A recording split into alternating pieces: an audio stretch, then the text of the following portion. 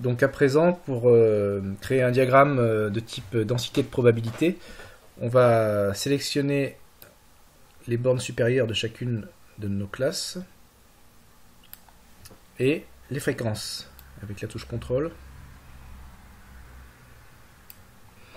Voilà. Et là, à partir de ces données-là, on va venir ajouter un diagramme.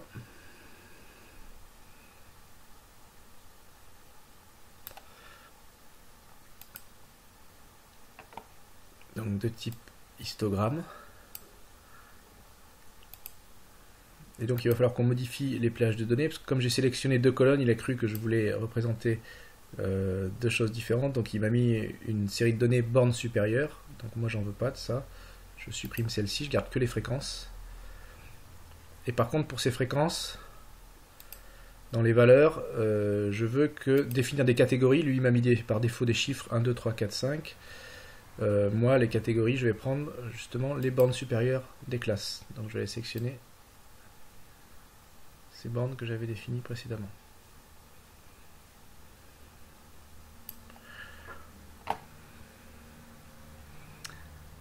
Voilà. Terminé. Donc j'obtiens un diagramme. Au niveau, c'est de l'esthétique, mais on peut formater l'axe et mettre dans les nombres limiter le nombre de virgules, le nombre de décimales. Et on peut également mettre les chiffres verticaux.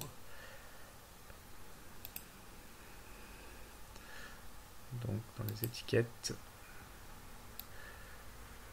mettre à 90 degrés. Voilà, donc là vous voyez qu'on a une densité de répartition qui ressemble assez à un triangle.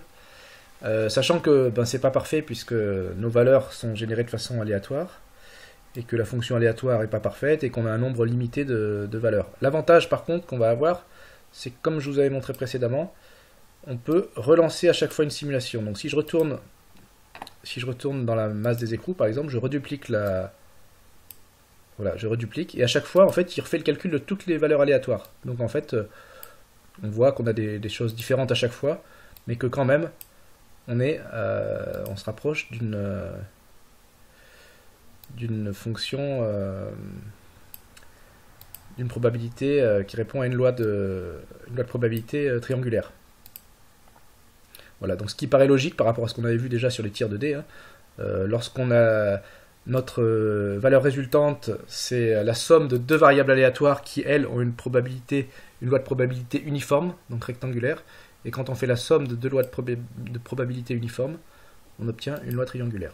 Voilà, donc vous pouvez vous amuser à faire de relancer autant de simulations que vous souhaitez. On arrive quand même plus ou moins à une forme de ce type-là.